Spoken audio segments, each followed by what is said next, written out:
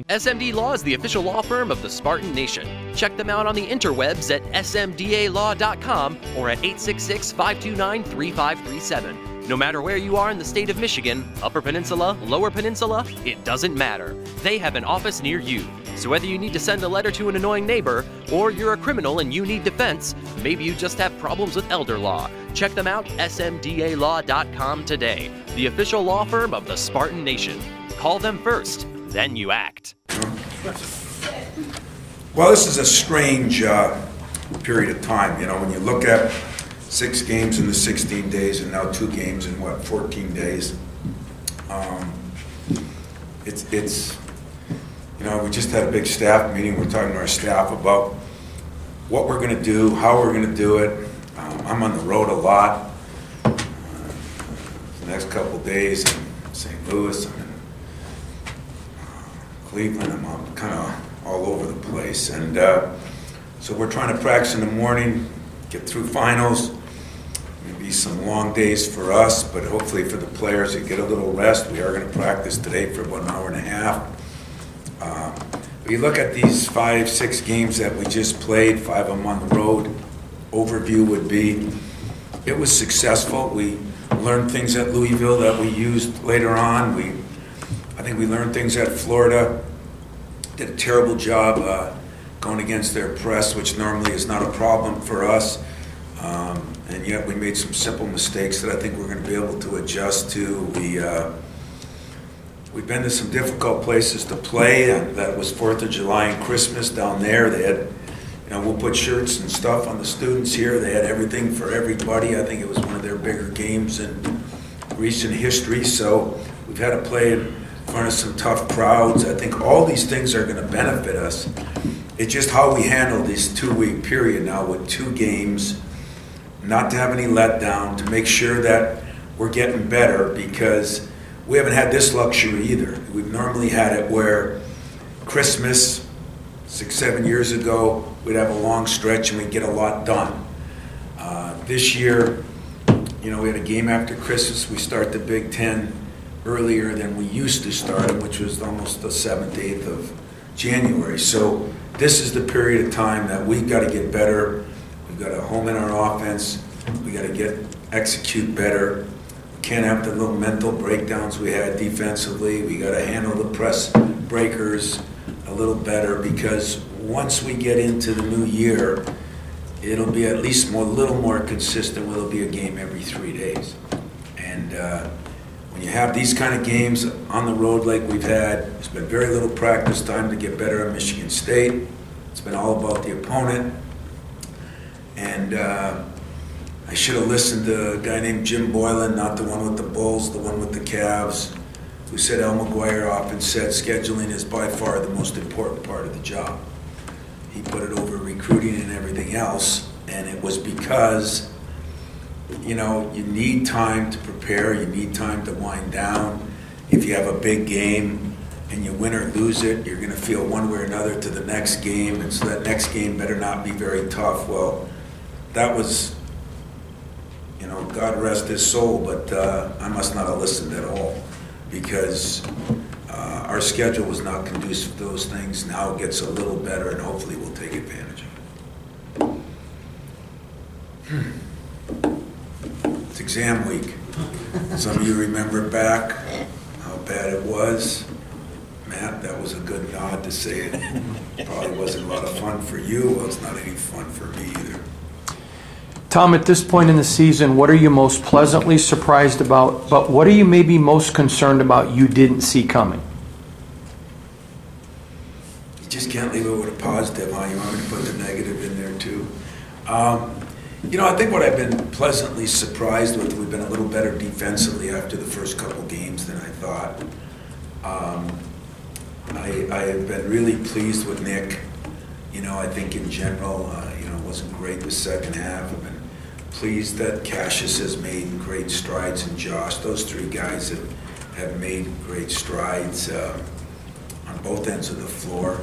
I was surprised that we were shooting the ball so well early, and now we haven't shot it as well lately. I was disappointed that we didn't shoot the ball better from the line. I thought we'd be a very good free throw shooting team. I've been disappointed in myself because I think the schedule hurt us with these practice times that haven't given our guys a true chance to get better as much as they needed to. And so I think that slowed our progress a little down, and it caught us. You know, the freshmen have been a little slower to come than I was hoping, other than Aaron, but I haven't given them much of a chance either. And that's another thing, that the 6 BCS games and all those tough games and lack of practice time has maybe hurt the progress. So I think we can really help the freshmen this week. And I think we can get better. As we watched the film yesterday, I think the good news for me was, you know, Cassius to me was out of gas in that game. He wasn't bad, he just was a step off on everything. And him could watch the film and say, God, I can't believe I did this, I can't believe. Or Nick, man, I didn't cut out. And I think we had a lot of guys that were playing a little both mentally and physically fatigued. And you got to get better at those things, because the Big Ten 20-game schedule now is going to be a grind. And I mean a grind. So what I was pleased with at the end of that game is we made a couple plays that won you the game, even though we were tired. Because our big thing this year is, can we finish the job? Can we finish the job in a game, in a preseason, in a Big Ten season, and hopefully later on, can we finish? So I didn't come up with as many negatives because we're 8-2. I got a lot of them that I'm probably going to learn in the next couple days, but I've been pleased with this team as far as their effort, as far as you know, coming to practice. You know, I think we need a little more grit, but it's just hard to evaluate it in those 20 days of what we went through, you know. So I'll get a little better idea on it as we go. You talked about the scheduling. There's only 3 games in the next 3 weeks.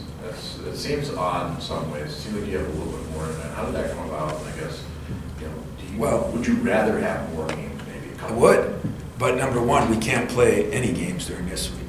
That's a rule. Number two, you know, whatever holiday that anybody would share or would go through, you like to give the kids a chance to spend some. So now you're talking, you know, 8 and say 3-4 days. You're talking 12 of those days in that 3 weeks where we almost can't play. And then the problem with our preseason is the tournament championship is etched in stone. The Big Ten ACC is etched in stone. The tournament for Thanksgiving is etched in stone. Well, that's 4, 5, 6 games, and then we had scheduled the Florida game before they decided to move to Big Ten, and we had to move it once last year, and so I was stuck there, and it had to be at that time or one of those 2 weekends. So it's really, that's why they started a little earlier. I don't like it. It's going to give us some time to practice. I'd rather play teams and be at home and be able to practice and maybe play 2 more teams. We don't really know. They're trying to do a better job of letting us know when we play our first Big Ten game. I mean, last year I think it was the 28th, or was it a little later? You know, it was, and we didn't know that until later. So it really made it hard on the schedule. And it's not all the Big Ten's fault, and it's not all my fault, but those reasons have created the dilemma, I think, for us. You know, the Tournament of Champions and the Thanksgiving, and then the ACC Big Ten Challenge, and next year we have the Gavitt games. And when you have games that you can't move around, they're on a fixed date, then you're really at the mercy of who you're playing, and that's kind of what's happened to us this year. Tom, talking about the freshmen, is the goal for the next couple of weeks to have them a little bit more ready in Big Ten play if you run into those situations? You know, I don't know. I mean, you know, we spend a lot of time as media, as fans, and as coaches worrying about what we don't have instead of worrying about what we do have. In other words, there's teams out there that are doing very well around the country that are playing 6 and 7 guys. And we're playing a solid 8 right now. A solid 8 that are playing 15 minutes a game or more, which is way ahead of a lot of teams. Around here, we've played 10 some, so I understand why people are in a frenzy a little bit, because I do get those questions asked to me. But I don't think, you know, it's not like, it's no insult to our freshman class, but this is not Jaron Jackson and you know, Miles Bridges coming out. It's guys that have to grow in the program and get stronger. You know, we've had a couple of the weight issues on a positive, I guess if you're most of us, where they got to gain weight instead of lose weight. And so those things are going to take some time, but they haven't had any chance to practice. So we're even talking about having 2-a-days, some over Christmas, once we get through exam weeks, just with the freshmen, one of the practices. So yeah, we're trying to address it, but if we could stay healthy with the 8 we got and throw in a couple of guys for minutes here and there, I think it makes a pretty good team too.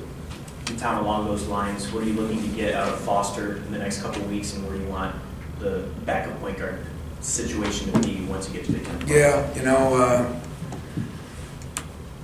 I mean, right now, I mean, Cassius is going to play a lot of minutes, and so is Josh, and hopefully we get Nick's even up more. But I want to get Foster some time, some of it. You know, it's hard to come from where you were in high school. Judd used to say every freshman's upset, and every freshman wants to transfer because they scored 30 in high school. And if you're a great player, you might score 16 in college. Well, he's not upset. It's just that it's a hard transition to go from having the ball in your hands all the time, being able to do the things, not have to worry as much about the defensive end because you can hide people in high school that you can't hide in college. So he's just making an adjustment. He's done a hell of a job to get 13, 14 pounds heavier. So now he went from skinny and weak to thin and getting better, you know, but he's still got a long ways to go on that, and that'll help him. So it's just going to be a process, and it's going to take some time. Would I like to get it where he could give us 8-10 minutes a game? Yes, I would. And if not, then we'll find other avenues, but that would be the game plan for Christmas. From Santa. A couple of very positives on this team. First of all, you like to build towards March, and you told me this summer you thought this team maybe wouldn't have last year's team's record, but would go farther. So can a blessing of the early scheduling be your guys now kind of have an idea of the pace of the NCAA tournament? And when you're done, I'll come back with a second.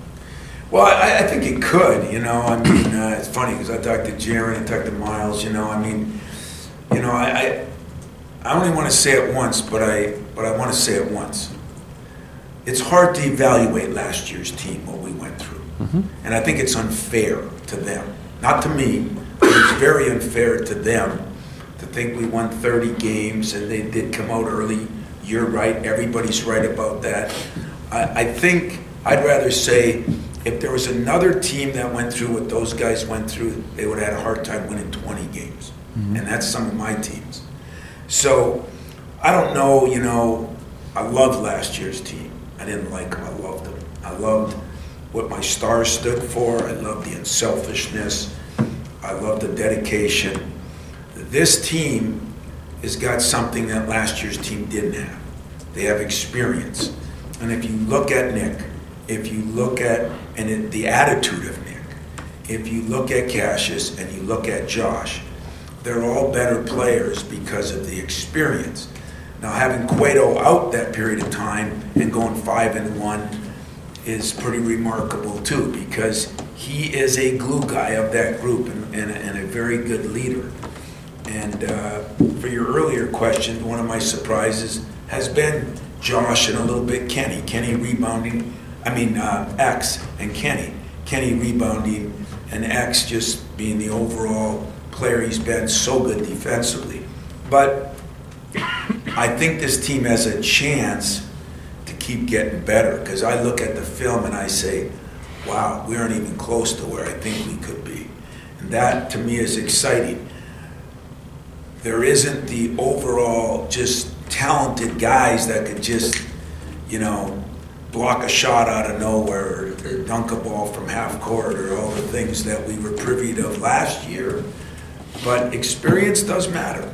And we're going to see, I think that's Vitale has a coin flip, his coin, in his, it's competition or confidence. And Dick always thinks it's competition. And I agree with him, but sometimes with competition you lose confidence. Well, there's another one, and whether talent or experience. And if you have talent and experience, then you're Villanova. And that's kind of the thing you're weighing. This year, I think we do have some talented guys that are getting better, but we definitely have some experienced guys. If those two meet, that's how you go far at the end. Nobody's shocked at Kyle because you sung his praises all offseason of his athleticism. But Kenny Goins is a guy, whether it's been offensively, defensively, in so many areas, has been such a glue guy. Tom, there has to be part of you a little bit surprised how he's played so well on both ends. And that's why I came back and I said Kenny. And yet, Kenny's not a guy that's his confidence does get rattled. And when he's confident, he's made some unbelievable passes. DJ was just saying it to me up there. If Nick would post harder all the time, Kenny'd have a little more confidence. We think we can really take advantage of that. He was shooting the ball real good, hasn't shot. Kenny's a guy like a lot of guys I've had that really likes the game. To be great, you got to really love and be obsessed with the game. As if we can over Christmas kind of move the love to obsessed, I think Kenny could be a real asset to this year's team. You speak of you want Santa to bring you some blessings. So going off of that, the turnover issue that you guys have, how do you hope that maybe gets addressed and fixed a little bit better over break? I think Santa left a piece of coal in my sock on that one, the turnover one. He hasn't treated me very good on that so far. And glad I got somebody I can blame for that now. But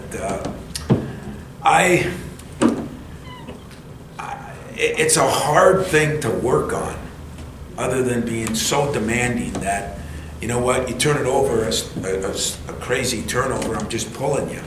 Then you got confidence issues. Nobody's doing it on purpose, but that first half of the Florida game, I think you're talking about, which I'm pleased, that means you watched it, was a joke. The ball was flying into places that, they threw two into the stands. It should have been a lawsuit, I can't explain that, except we didn't do a very good job working on the press for a longer period of time because we didn't practice much. So I'm hoping the practices will put us in those kind of situations a little bit better, and it's probably an excuse, but it's definitely the difference of us being good or great. There's no question. And I've said this for 20 years, and I've always used football, that whoever wins the Super Bowl, it usually comes down to who turns it over the least. And it's not much different in our sport. It's just that, 10, 12 turnovers is acceptable. In football, one might be acceptable. But it does change the game. And, last game, I think we had 16 or 15. Okay, but we had 10 in the first half. And that's when we thought we could have really moved that game along. And then what happens when you get that many turnovers, you don't get many shot attempts. And we're shooting 50% as a team. Where I think we've got to improve is, for some reason, in the last 3 games, our three-point shooting has gone way down. And we haven't taken as many of them because we haven't, we talked today, why is that? Well, we think it's because, we got pressed a little bit, but normally we can go through a press over the years like Grant took Richmond. We're getting through that thing. Now and I think it's partly fatigue. I think we were playing players a lot of minutes and we're wearing down a little bit. So I got a lot of good excuses. If you have a direct line and you could tell Santa to bring me less turnovers, I'd greatly appreciate that. I'm going back to the point guard thing a little bit. In a perfect world, you can play Foster 8 to 10 minutes. That's good for Cassius. But if, let's say things kind of continue the way they have been, and you're counting on him to play 34, 35 minutes a game, once you hit Big Ten, it's not going to get any easier. So has he learned anything from this stretch of maybe how to, you know, not have that game like he had the other day when he told us, I just didn't feel like myself? Is there anything he can take from it heading into Big Ten? I think it's his coach. I don't think it's on him. I mean, I think he gave me everything he could give me until that game, and I noticed it right away. I talked to him about it, and I think he had trouble noticing it until after the game, but he felt that during the game he just wasn't going to use it as an excuse, which I take my hat off to him on. I got to do a better job. If it's got to be Foster, if it's got to be McQuaid, we just got to get him. Because, you know, you can play 37 minutes, and then you can play 33 minutes and have 8 more minutes of break if I would do a little better job. Now, without McQuaid, they had big guards. You know, the point guard was 6'5", didn't feel as comfortable. Foster, he'll grow, he'll get that. But, so that was more on me than on him. I don't think he can learn. I don't want him taking his foot off the gas. I think one of the problems as we've worn down, he's not shooting as good from 3. He's my best 3-point shooter. Usually what happens when you aren't shooting as good from 3, your legs go. It's more in conditioning. There's nothing wrong with his shot. So I just got to get him some little breaks. It doesn't mean he's going to play 25 minutes. It just means those breaks got to be utilized better, and I can't be afraid of it, and that's all going to fall on me. At like certain times too, like maybe right before TV. Yeah, we were doing that for a while, and then as games got closer, we didn't feel we could, you know, didn't trust things as much or whatever. So we did get away from the last 3 games. So combination of those games adding up, him having a lot to do. I mean, he's really done a hell of a job considering, you're right, if we could get that down a little bit, it would make a big difference in him. And when the head's rolling, the body follows, you know. When the head dies a little bit, the body follows. So that's what makes him so valuable to us, and we have to keep him fresh, and that'll be me. You probably know a little more basketball than I do, though it's close.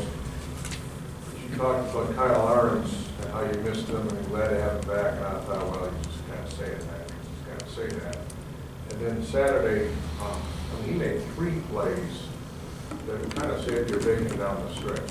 Did you see that in him? Did you see that dunk? Yeah, I like Hondo said, if you watch the guy in the off season when he's healthy, I mean, he's got the highest vertical on our team. We don't always expect that out of him, but he really does. The poor kid since his junior year of high school has had a broken leg, broken foot, broken this, broken that, and he's probably the toughest kid, him and X, that I got. You know, so it just when you send that. Did you text Santa just now? I saw you texting. When you text, Texted me. She texted you. Well, you text Santa and ask him to keep. Fred, he has no juice with Santa. Just because he looks like him, he has no juice with him. Okay, so you know, if we can keep Kyle healthy, the kid deserves to be healthy, and he's tough, and he's just getting his rhythm back and his confidence. Like, I thought he played poorly. Was it against Iowa? And after a good game at Louisville, I thought his next 2 games were very average. But we forget he's just trying to feel his way now, you know. And I mean, whether he starts or I bring McQuaid in, I mean, he's going to play a lot. And but he does bring toughness, athleticism. He can shoot the ball. He can drive the ball, and he can dunk the ball. And that dunk was big time play because there was only like a half second left on the shot clock. So, I mean, it was boom, boom. And he did save our bacon a little bit, but that's what a junior, 4th-year junior should be doing. So I just pray to God that he stays healthy, because if there's one kid that deserves to stay healthy, it's him. Time for a couple more.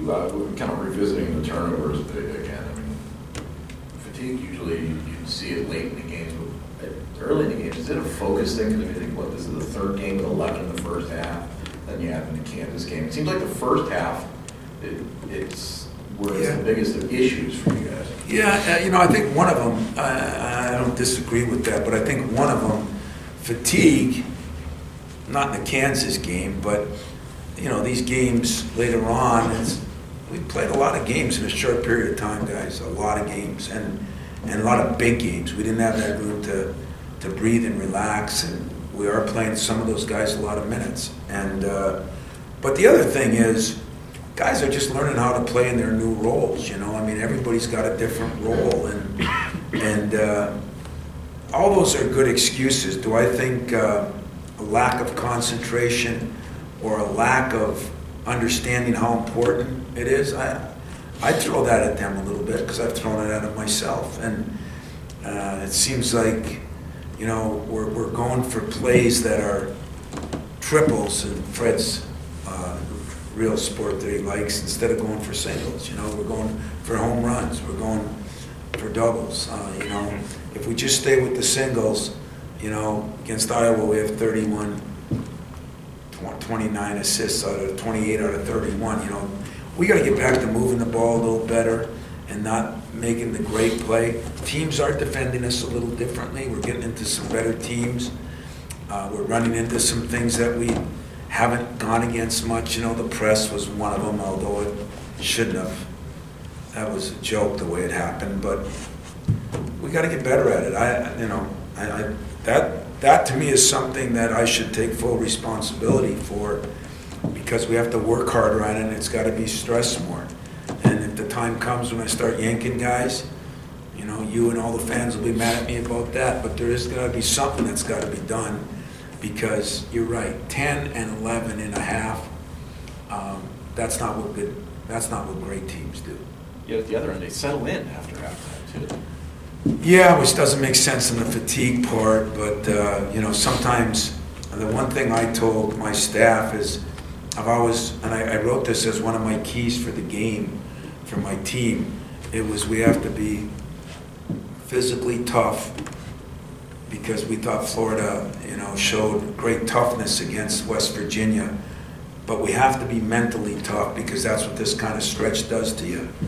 And I think, you know, mentally, I'm not sure we're as gritty as we need to be, and I think that's something we can take out of these 6 games and try to get better at. Tom, just back to the topic of sort of exam week and getting guys ready and stuff like that, is that especially true for the freshmen, because they've just never been to college before, and for them to have this kind of week to... Yeah, for some of them it could be brutal, you know, and you know, once in a while a freshman has an exam last week or something, and you know, it just depends on each person's schedule. But some of them will have 3 and 4 of them on Wednesday, Thursday, and Friday. You know, there's nothing worse than that. But hey, it's part of the things you go through. I think the other side of that is they will get more time to, you know, study, number one, but number two, to work on their game, and you know, and we're not on the road, so they're going to be home in their own beds. There's going to be some pluses with this week. I think it's been a good rule that there's no games allowed this week, but it's an adjustment. I mean, all of you here went through a period of time when you took finals for the first time. Well, just about everybody here at Central. I don't think they offer finals, but I mean, oh, that's not an insult to Central. That's an insult to Fred. I got to make sure I'm politically correct. It is an insult to Fred, though. But I know Central, Northern, those are my great schools. You guys give tough finals. But it is tough for a freshman. You're right. That's why it's really tough. This year we have a game on Sunday instead of Saturday. A lot of games we had Saturday. We played Oakland a lot. They were really good. We played them on Saturday. We had a drive down Friday night right after finals. Those were hard times. So this year we moved it to Sunday. Gives us an extra day. Hopefully the finals are done, although our roughest final day this week is Tuesdays and Thursday. And we still have some on Friday. You kind of hope that you don't have that. Steve, last one. I was wondering, through these past couple games, have you given any consideration to, it might be too early, but to keeping Kyle in there and having McQuaid come off the bench, whether it's for Kyle's confidence or having McQuaid scoring off the bench? Has that been a thought at all, or what do you You know, I haven't really thought about it because I didn't know when I was getting McQuaid back, okay, number one. Number two, the good news is Kyle and those guys are roommates, so they get along like good roommates, not like bad roommates. And, you know, we'll look at what's best for probably both of them, to be honest with you. But haven't given it much thought yet. This week we'll have to make some decisions. It won't be a quarterback controversy because they'll both probably play similar minutes. But the one thing that McQuaid gives to us is he's probably our glue guy, you know. I mean, Kyle might be more instant offense than even Matt, because Matt just kind of brings everybody together. He's another ball handler in there. I mean, I guess if I thought about it, I'd be leaning towards still him, but I'll probably talk to both guys. It's a neat thing I can do with those two guys. We can talk about it. We can figure it out. I can figure it out with my staff. It won't be a decision that I think is going to rock anybody either way. Can't say I really thought about it because I didn't know number one if he would play.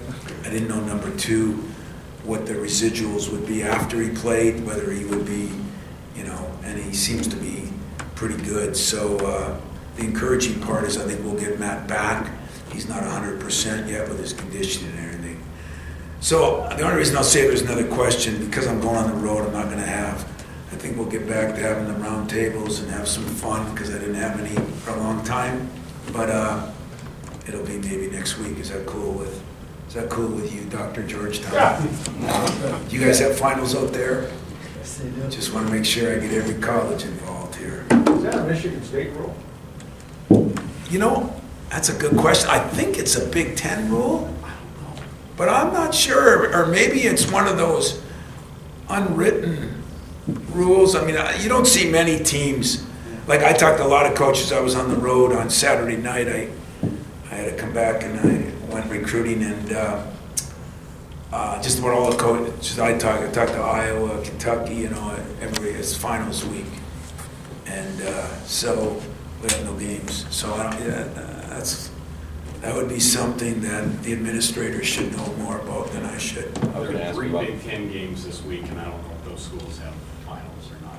But that's it. Yeah, because like a Northwestern, I don't think has finals, and Wisconsin plays Thursday, and Minnesota and Maryland are Tuesday. So I don't know what their finals is. wow. Now, that can work both ways too, though, because there's some schools that have them last week to the middle of this week, and some schools might have them this week, or maybe they just aren't as academically ready as we are, that we put such an emphasis on academics that we do it the way we do it. Have you talked to the other Jim Boylan with all his struggles with the Bulls? His struggles with the Bulls? Well, the players are like threatening mutiny and all this. Are they really? His practices are too hard. Yeah, you know, I mean, I saw his big win, and I got word of his big loss, and I talked to him one time before, but I didn't know about mutiny. There's mutiny anytime there's change, anytime there's, you know, a lot of mutiny. I don't pay attention to mutiny. Hell, my guys want to mutiny me, I'm sure. I don't want to mutiny Santa because he didn't bring me any turnover. What's that? You say how you holding up with all your extra travel the last couple of weeks? You know, I got to admit, it's been hard. I mean, I'm because we're in the middle of recruiting too, and like, I'm on the road a lot this week, and still trying to find practices, and so it's been a little different. You know, I wish I look at what some coaches say. A lot of coaches think that basketball should go to a one-semester sport, and that's been kind of brought up. I can kind of see, you know, we're one of those rare sports that everything takes place at the same time. Recruiting, the games, the holidays, you know, they're all at the same time. And I think it makes it a little more difficult on us, on our families and everything else. But I feel pretty good. able to get a day yesterday. I got a little workout in, a little film session. Watched the women's game. That was awesome game. Really proud of them. And I'm raring to go. So hopefully I will see you guys again, right? What are we having? We have a press conference next week too. Yep. I look forward to those so much. I should know that offhand. I got them on my calendar. But I'll see you guys Friday. And then any Christmas shopping or what? Christmas shopping? I tell you every year. I'll give you a list. That's what